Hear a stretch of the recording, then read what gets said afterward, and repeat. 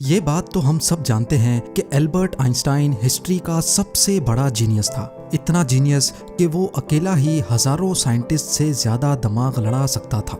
जो चीज हम इंसान समझना तो दूर की बात सोच भी नहीं सकते, वो आइंस्टाइन ने सोची भी, समझी भी और उसको पूरी दुनिया के लिए आसान भी बनाया। एल्बर्ट आइंस्टाइन एक फिजिसिस्ट थे जिन्होंने थ्योरी ऑफ रिलेटिविटी, E=mc² और फोटो इलेक्ट्रिक इफेक्ट के लॉज बनाकर पूरी दुनिया को हैरान और परेशान छोड़ दिया था, और इसकी वजह से ही इनको नोबेल प्राइज से भी नवाजा गया। इनकी एक्स्ट्रा ऑर्डिनरी सोचने और समझने की सलाहियत देखकर लोग समझते थे कि आइंस्टाइन के पास एक स्पेशल ब्रेन है जो हम आम इंसानों से काफ़ी ज़्यादा मुख्तलिफ है।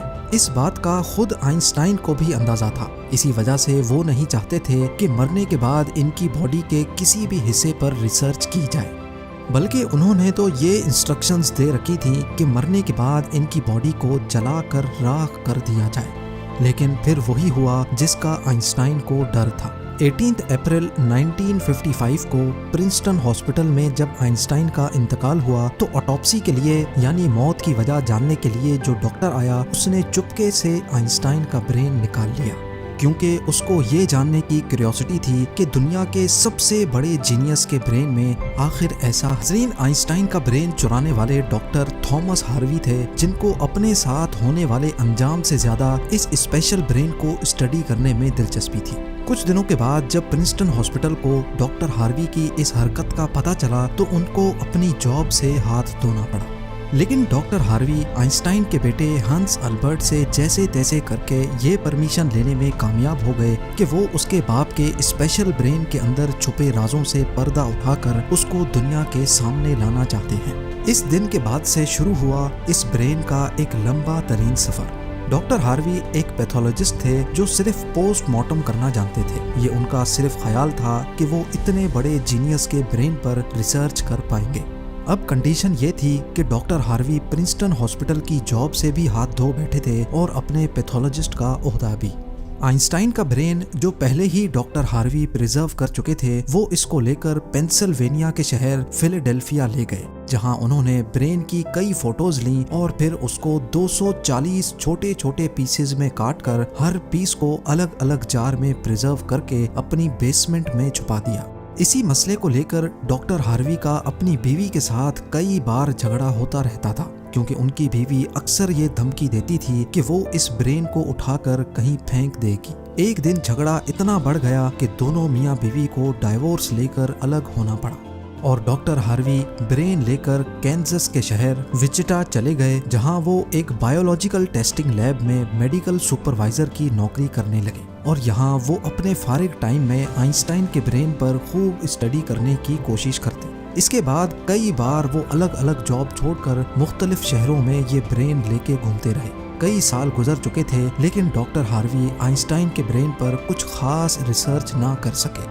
उल्टा उनका मेडिकल लाइसेंस ही कैंसिल कर दिया गया और नौबत यहाँ तक आ गई कि उनको एक प्लास्टिक की फैक्ट्री में जॉब स्टार्ट करनी पड़ी।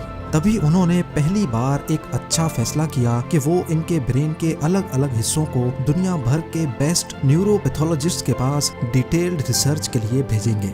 लिहाजा उन्होंने ऐसा ही किया। 1955 में ब्रेन चोरी होने के 30 सालों के बाद यानी 1985 में पहली बार आइंस्टाइन के ब्रेन पर एक स्टडी पब्लिश की गई। इसके बाद अगले 28 सालों तक इस जीनियस ब्रेन पर दुनिया भर के न्यूरोपैथोलॉजिस्ट ने कई स्टडीज पब्लिश की, जिनमें बताया गया कि आइंस्टाइन का ब्रेन आम इंसान के ब्रेन से काफी डिफरेंट था। सबसे बड़ा डिफरेंस ब्रेन के कॉर्पस कैलोसम नामी हिस्से में पाया गया। अब यहाँ ये जानना जरूरी है कि इंसानी ब्रेन दो अलग अलग हिस्सों में डिवाइडेड होता है। इंसान जो भी काम करता है वो ब्रेन के एक हिस्से में पहले प्रोसेस होता है और फिर ब्रेन हमारे जिस्म के उस हिस्से को सिग्नल देता है। लेफ्ट ब्रेन हमारे जिस्म के राइट हिस्सों को कंट्रोल करता है, जबकि राइट ब्रेन हमारे जिस्म के लेफ्ट हिस्से को कंट्रोल करता है।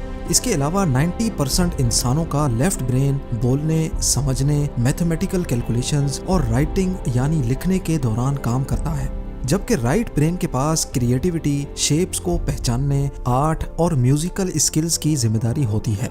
अब आप भी ये सोच रहे होंगे कि इस सब में कॉर्पस कैलोसम का क्या काम है। फर्ज कर लें कि आप कीबोर्ड पर टाइपिंग कर रहे हैं या फिर मोबाइल फोन पर। इस दौरान हमारे दोनों हाथ टाइपिंग करने में बिजी हैं। कुछ अल्फाबेट्स हमारा सीधा हाथ टाइप कर रहा है तो कुछ उल्टा हाथ। टाइपिंग के दौरान आपके लेफ्ट हैंड से एक मिस्टेक हुई तो आपने फौरन अपना राइट हैंड इस्तेमाल करके उस मिस्टेक को इरेज किया। तो इसका मतलब ये हुआ कि जब हमारे राइट ब्रेन से मिस्टेक हुई तो उसने लेफ्ट ब्रेन को फौरन सिग्नल देकर वो मिस्टेक ठीक करवाई।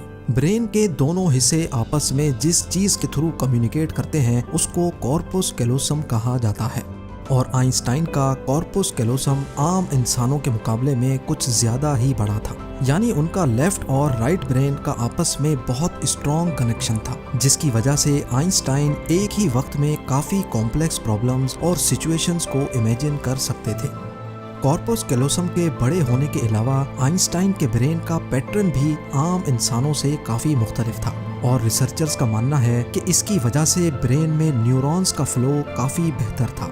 न्यूरॉन्स के अच्छे फ्लो होने का मतलब है कि इनकी मैथमेटिकल कैलकुलेशंस की पावर काफ़ी ज़्यादा स्ट्रॉन्ग थी। Albert Einstein complex mathematical problems को बगैर पेन और पेपर के अपने दिमाग की मदद से ही सॉल्व करने की काबिलियत रखते थे। न्यूरॉन्स ज़्यादा होने की एक और वजह भी रिसर्च पेपर्स में बताई गई। जब आइंस्टाइन के ब्रेन का वजन किया गया तो उसका वजन 1230 ग्राम था, जबकि आम इंसानों का 1400 ग्राम होता है। रिसर्चर्स का मानना है कि इनके ब्रेन की लाइनिंग काफ़ी पतली थी, जिसकी वजह से इनमें ज़्यादा न्यूरॉन्स पाए जाते थे। लेकिन सबसे बड़ा सवाल अभी भी वही था कि क्या आइंस्टाइन ऐसे स्पेशल ब्रेन के साथ पैदा हुए थे या इनके पैदा होने के बाद इसमें चेंजेस आई।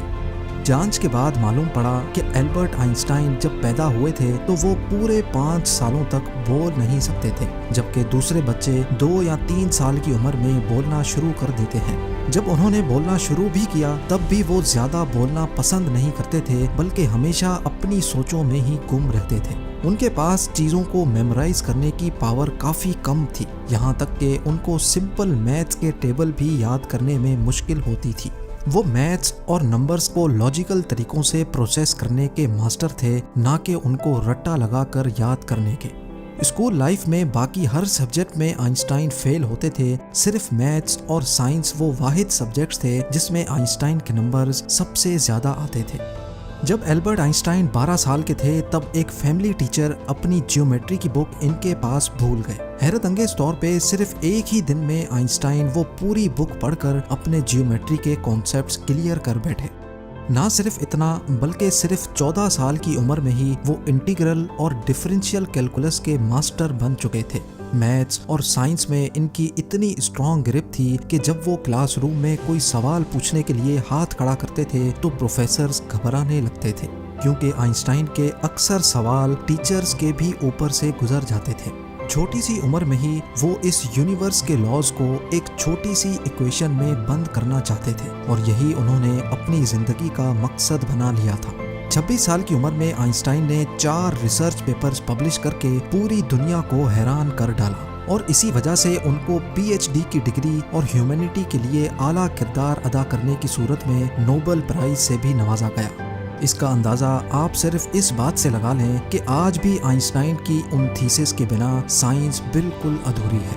कई डॉक्टर्स और साइंटिस्ट ने ये नतीजा निकाला कि आइंस्टाइन का ब्रेन उनके पैदा होने के बाद स्पेशल बना था, जिसकी सबसे बड़ी वजह यह थी कि जब उनको अपने सवालों का कोई जवाब नहीं मिलता था तो वो खुद अपने दिमाग की मदद से जवाब तलाश किया करते थे। छोटी उम्र में ही ऐसा करने से इनका ब्रेन उसी हिसाब से डेवलप होता गया। आज भी आइंस्टाइन का ये एक्स्ट्रा ऑर्डिनरी ब्रेन अमेरिका में वाक़े द मटर म्यूजियम में मौजूद है, जिसको बड़ी हिफाजत से माइक्रोस्कोपिक फिल्म्स में प्रिजर्व करके रखा गया है।